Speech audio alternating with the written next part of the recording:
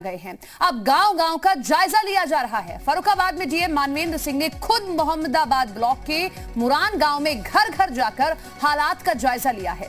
मंगलवार को हुए सर्वे में फर्रुखाबाद में 230 लोग कोरोना पॉजिटिव निकलते हैं। उधर महाराजगंज के डीएम डॉक्टर उज्जवल कुमार ने घुगली बुजुर्ग गांव का हाल जाना है और ग्रामीणों को जागरूक करने का काम किया है। डीएम के मुताबिक गांव में संक्रमण को रोकने के लिए गांव में सैनिटाइजेशन जारी है। ग्रामीणों के एंटीजन और आरटीपीसीआर टेस्ट भी कराए जा रहे हैं।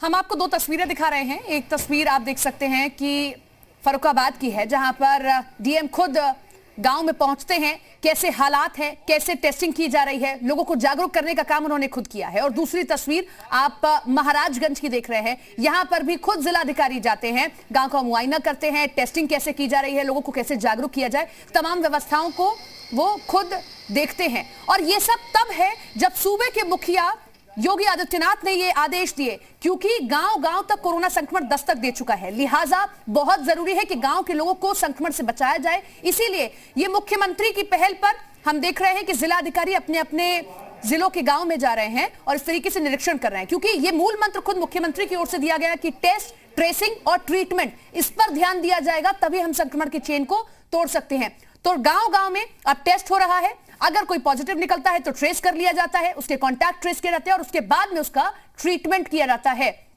क्योंकि गांव-गांव में हर जगह स्वास्थ्य सेवाएं उतनी दुरुस्त नहीं है। अगर हर एक गांव तक कोरोना संक्रमण दस्तक दे देगा तो हालात भयावह हो सकते हैं, स्थिति बेकाबू हो सकती है। इसीलिए स्थिति को नियंत्रण में रखने के लिए, हालातों को बेहतर बनाने के लिए आप देखिए कि खुद अब जिलाधिकारी ने कमान संभाली। और ये ऐसा हम इसलिए भी कहें क्योंकि एक्शन में मुख्यमंत्री दिखाई दे रहे हैं। कोरोना संक्रमण के बाद उन्होंने एक भी दिन आराम नहीं किया और जाकर खुद निरीक्षण कर रहे हैं, डॉक्टर से बातचीत कर रहे हैं, टीम 9 का गठन उन्होंने किया, लगातार वो ताबड़तोड़ दौरे कर रहे हैं।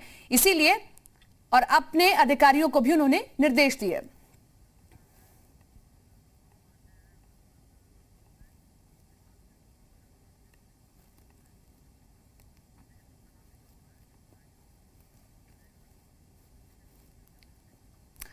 तो किस तरीके से अधिकारी गांव-गांव जाकर जायजा ले रहे हैं, हमारे साथ हमारे सभी सहयोगी जुड़ रहे हैं, उनका रुख कर लेते हैं। लखनऊ सबसे पहले चलते हैं। शुभम पांडे हमारे साथ, हमारे सहयोगी यहां से जुड़ रहे हैं।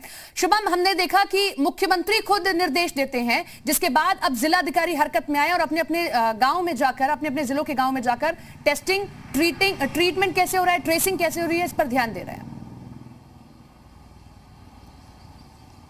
जी बिल्कुल सपना, जैसा कि आपको पता है कि बीते दिनों उत्तर प्रदेश में कोरोना संक्रमित मरीजों की संख्या काफ़ी तेज़ी से बढ़ी थी।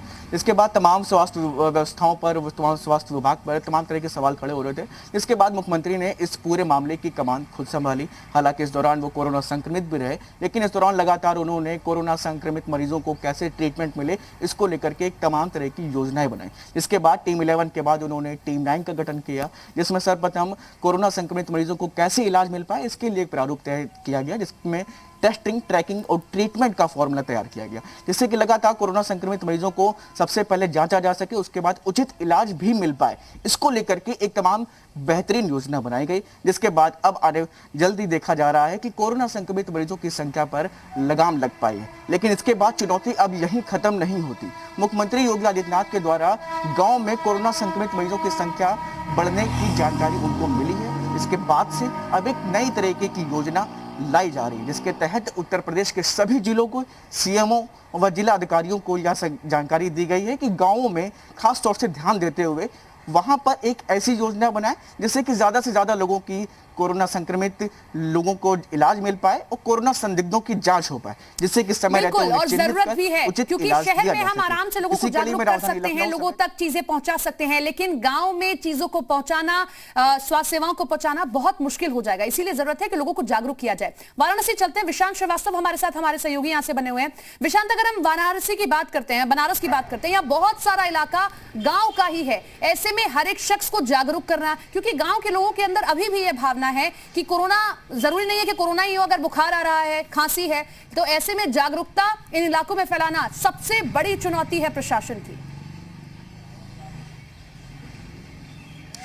जी सपना, मैं आपको बताऊं, जिस तरीके से हमने दूसरी वेव का लहर, उसका कहर हमने शहरी इलाकों में देखा है, उससे ये साफ है कि ये कितना खतरनाक है। हालांकि जो विशेषज्ञ हैं वो ये मान रहे हैं कि शहरी इलाकों में जो एक इसका पीक पॉइंट था वो अब जा चुका है, लेकिन अभी गांवों में खतरा लगातार बना हुआ है क्योंकि कोरोना की दूसरी वेव वहां दस्तक दे चुकी है। इसको लेकर दो दिन पहले सीएम योगी आदित्यनाथ का वाराणसी में दौरा हुआ था। उन्होंने समीक्षा बैठक की थी, वाराणसी मंडल के तमाम अधिकारियों से बात की थी और स्पष्ट संदेश था कि गाँव में पर्याप्त जो सुविधाएं वो मुहैया की जाएँ।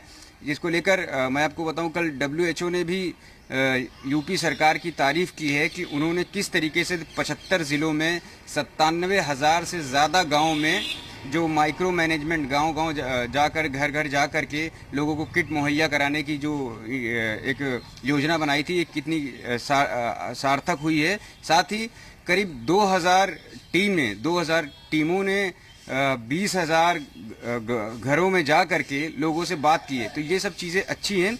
मैं आपको बताऊं, इसमें दो तीन बातें हमें समझनी होगी। एक ये कि सरकार की तरफ से तो योजना बना दी गई है, लेकिन जो छोटे अधिकारी हैं, जो कार्यकर्ता हैं, बड़ी बात यही है कि सरकार की ओर से संकल्प ले लिया जाता है। सरकार अगर योजनाएं बनाती है तो धरातल पर उनका क्रियान्वयन कराना काम अधिकारियों का है, प्रशासन का है। आपके पास में लौटेंगे। शोएब रजा हमारे साथ में सहारनपुर से हमारे सहयोगी जुड़ रहे हैं।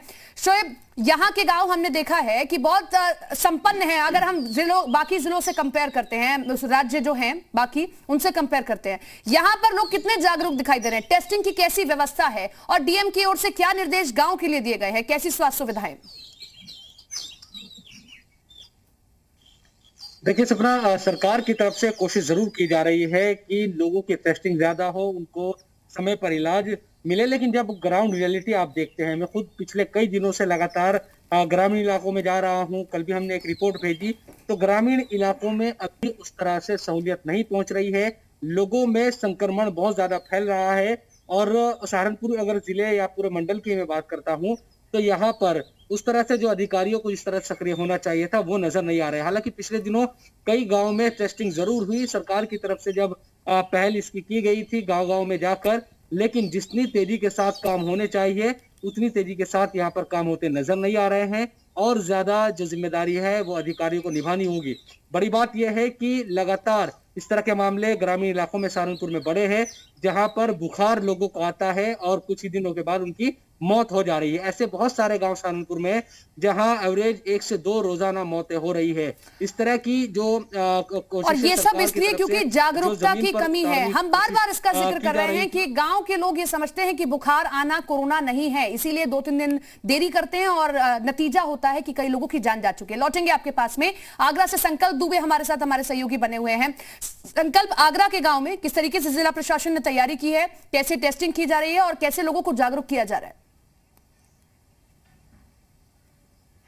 देखिए, आगरा जिला प्रशासन की बात की जाए तो साफ तौर पे जो दावे किए जा रहे थे उसकी हकीकत जब हमने 2 दिन पहले वहां पे जाके ग्राउंड रियलिटी चेक की तो साफ हो चुका था कि पिछले 20 दिनों में लगातार मौतों का सिलसिला जारी है। अब तक कोई टीम गांव में नहीं पहुंची। अगर बात की जाए आगरा के एतमादपुर गांव की बात की जाए या फिर जो बमरौली कटारा गांव है जहां पे स्थिति बेहद खराब है। अब ऐसे में लगातार जो दावे किए जा रहे थे अधिकारियों की तरफ से कि स्वास्थ्य विभाग की टीम वहां पे पहुंच चुकी है, वहां पे अलग अलग जो गांव है वहां पे सैनिटाइजेशन का काम कराया गया, लेकिन जब ग्राउंड जीरो पे जी मीडिया की टीम पहुंची, जब हम वहां पे पहुंचे तो लोगों ने बताया और वो तस्वीरें हमने देखी कि कहीं ना कहीं कई ऐसे लोग हैं जो घरों में अपने आइसोलेटेड है और पेड़ के नीचे ऑक्सीजन लगा के अपनी जो है जिंदगी मौत के बीच की जो है लड़ाई को लड़ रहे हैं। अब ऐसे में आला अधिकारियों की तरफ से जो दावे किए गए थे वो जरूर कहीं ना कहीं फेल होते नजर आया। फिलहाल साफ तौर पे जिस तरीके से ग्रामीण क्षेत्रों में कहीं ना सरकार के प्रयास पर्याप्त नहीं है, प्रशासन के प्रयास पर्याप्त नहीं है, अगर जनता साथ नहीं देती है, ये हम सबको समझना होगा।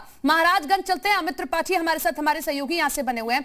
अमित, महाराजगंज में क्या हकीकत है? सरकार ने निर्देश दे दिए, प्रशासन कहता है कि हम सब कुछ करा रहे हैं, लेकिन टेस्टिंग को लेकर, ट्रेसिंग को लेकर, ट्रीटमेंट को लेकर किस तरीके से हकीकत सामने आई है महाराजगंज से? जी बिल्कुल, मैं आपको बता दूं, जिस तरह से तिरसठी पंचायत चुनाव जीतने के बाद जो कोरोना संक्रमण है वो गांव में फैला हुआ है, उसको देखते हुए जिलाधिकारी डॉक्टर उज्जवल कुमार कल घुगली बुजुर्ग गांव जाते हैं अपने स्वास्थ्य टीम के साथ और वहां पर लोगों को कोरोना के प्रति जागरूक करते हैं, लोगों को दवाइयां वितरित करते हैं। तो कहीं नहीं कह सकते हैं कि मुख्यमंत्री के आदेश के बाद जिलाधिकारी एक्टिव हुए हैं और अब गांव में दौरा कर रहे हैं और लोगों को स्वास्थ्य के बारे में और कोरोना के प्रति जागरूक कर रहे हैं। लेकिन कह सकते हैं कि अभी भी जिस हिसाब से गांव में कोरोना का संक्रमण फैला हुआ है, उस हिसाब से ना कोरोना की जांच हो रही है, ना लोगों तक दवाइयां क्या पहुंच पा रही हैं। तो कहीं ना कहीं कह सकते हैं क्योंकि गांव में अब बहुत तेजी से संक्रमण बढ़ चुका है त्रिस्तरीय पंचायत चुनाव के बाद, तो जिलाधिकारी और जो भी स्वास्थ्य टीम है उनको और एक्टिव होना पड़ेगा, तभी हम गांव में बढ़ते हुए संक्रमण को रोक सकते हैं। जिस तरह जिलाधिकारी कल निश्चित तौर पर सरकार की ओर से आदेश दे दिए गए तो जिम्मेदारी प्रशासन की